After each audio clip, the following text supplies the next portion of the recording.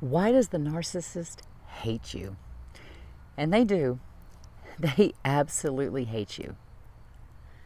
The narcissist hates you because they failed to destroy you. And no matter how much they claimed to love you and adore you during that love bombing phase, their end goal was to destroy you, to destroy your joy, to destroy your happiness, to kill your spirit, to literally destroy your soul. Remember, the narcissist's ultimate goal was to extinguish your light. Hello and welcome to Empress of Light 2. My name is Lisa, and if you're enjoying this content, please go ahead and subscribe, smash that like button. It helps other like-minded individuals find this channel. Now, there is really no difference between an individual with narcissistic personality disorder, also known as NPD, and a full-on demon. Allow me to explain that statement. So, what is the definition of evil? Now, as a noun, evil is defined as profound immorality and wickedness. As it pertains to an individual, evil is defined as someone profoundly immoral and wicked, someone who commits evil deeds, someone who seeks to bring harm upon another individual or individuals, and doing that on purpose and without remorse. Now, if you've ever been the target of a narcissist, whether that was in an intimate relationship, a friendship, a work setting with a coworker or a boss, or perhaps the absolute worst case, a parent, then you have already had the experience of dealing with someone truly evil. You have already had the misfortune of experiencing undeserved torment from someone who professed to love you, someone who claimed to care about you and your well-being, someone who lied to you, someone who told you that you could trust them, someone who told you that you could always count on them. And then that same someone ripped the rug right out from under your feet. Think about this. If you believe there is good in this world, how can you not believe there is also evil? We live in a world of contrast, a world of good and evil, of right and wrong, and of course, everything in between. Modern day psychology places labels on this phenomena of evil by assigning categories to the behavior in the form of mental illnesses.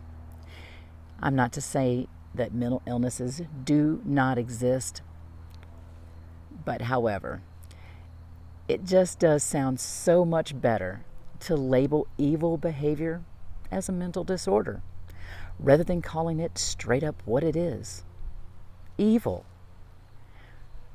When I was growing up, I attended parochial school, and evil was described to us there as man's inhumanity to man. Or in other words, a human being's complete lack of humanity for another human being. Now, doesn't that perfectly describe the narcissist? The narcissist's mission in life is to kill, steal, and destroy.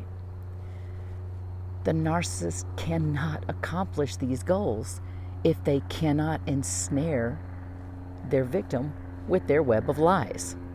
I mean, think about it. The narcissist just can't come up to you and say, I'm here to kill everything good in your life, steal from you, and ultimately destroy you, and you're going to go, okay, come on in. So they have to lie to you. And one of the most prominent characteristics of a narcissist is pathological lying.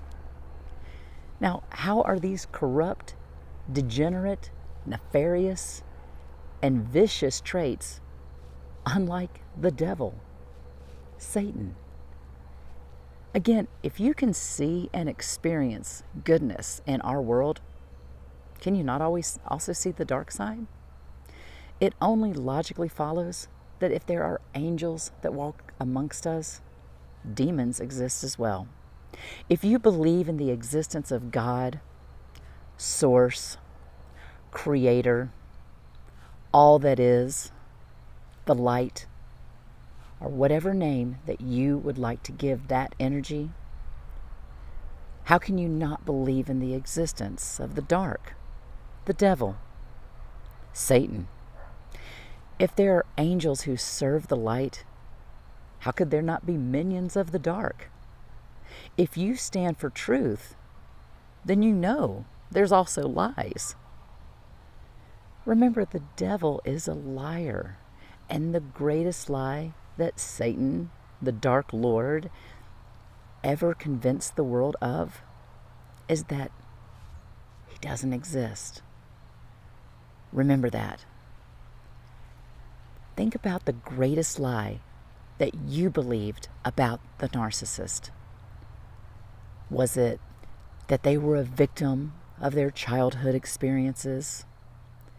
That they were wounded and therefore simply could not help the way they acted, and therefore they were not truly responsible for the way they treated you? That they were physically or emotionally abused or sexually molested, and therefore just not to blame for the way they are? Do they have a mental illness that, again, renders them not responsible for what they do?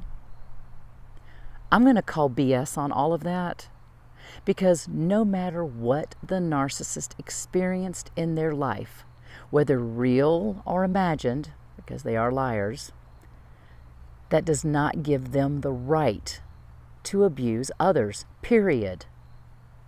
Not one of us grows up unscathed. We all experience childhood wounding of some kind or another, even if we had great parents. The narcissist blames their past for their present actions. Not surprisingly, every serial killer on record does exactly the same thing. Those who choose are who are now choosing to walk in the light. Those who choose to trust in God, who are choosing the highest power of love. You are choosing to learn from your past. You are choosing to grow. You are making the conscious decision to refuse to remain stuck in perpetual victimhood. Leave that kind of noise to the narcissist who wallows in their own misery. The narcissist who wants to dim your light and have you wallow with them. Stop feeling sorry for the narcissist. You cannot feel miserable enough to make that demon happy. Not only are they incapable of happiness, they don't want you to be happy. Their only goal is to destroy you and your happiness and bring you down to their level. When the narcissist is unable to destroy you, they have failed at their mission. And that failure destroys their power over you. Keep reminding yourself of that.